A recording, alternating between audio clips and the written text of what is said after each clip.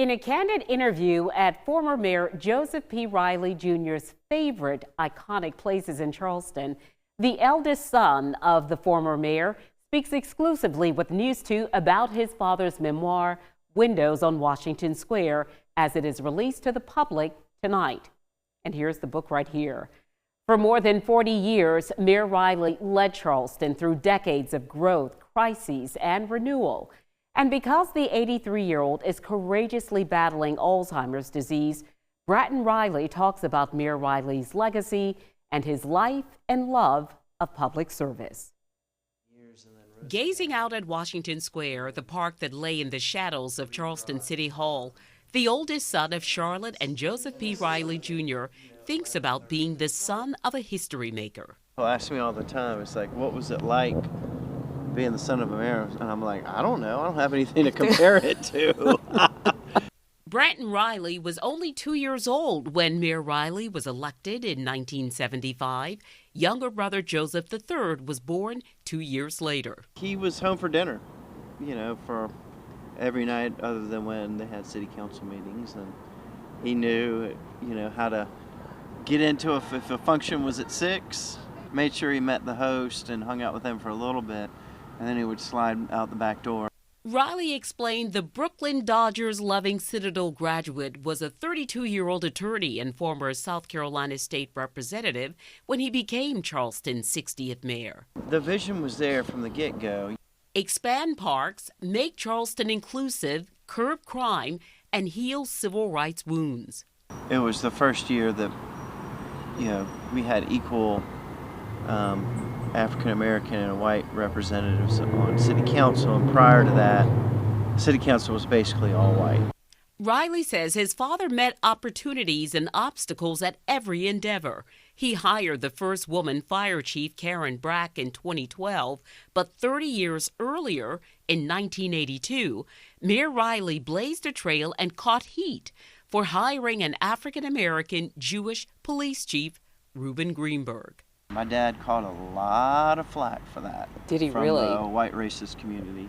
People ask me all the time, it's like, why was your dad, how was he reelected so many times? Mm-hmm. And there's a lot of reasons for that, but one of them was that he was always 5 steps ahead of the vocal minority.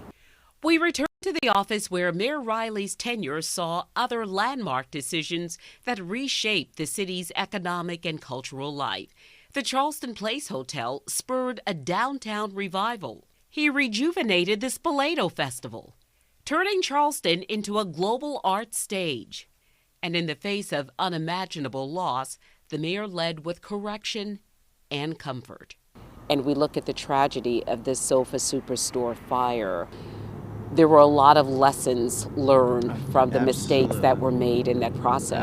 Absolutely. It wasn't until the 9th funeral that he finally broke down. Mm-hmm. And there's a photo of that that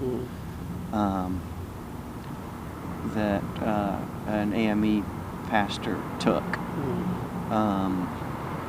But it's like he tried to hold it together. Let's talk about the International African American Museum and what it meant to your father. He was very influenced by the book Slaves in the Family. He was inspired to tell the story of what I like to call American resilience. There's no greater story of American resilience than these African heroes that came here and survived. There's no greater story. And so then he spent the next 30 years raising 130 million bucks, insisting on the highest quality of landscaping around the building and underneath the building. Mayor Riley has become quiet publicly because of the punishing blows of Alzheimer's disease. And so we walked through a park, which was his father's favorite hobby, building them. Making the city more welcoming to all and loving of all, and building great places for the residents to be able to experience. Joseph Patrick Riley Jr. grew up on the Isle of Palms under the watchful gaze of 3 sisters, Susan, Jane, and Mary. They adore their brother, and their brother looked up to their father. With reading the book, I believe the very last word in the book might be your mom's name. That's how your dad would end his memoir. He told me long ago, it's like every day you fight hard to take care of, your spouse. And they've done that for each other it'll be 60 years this summer.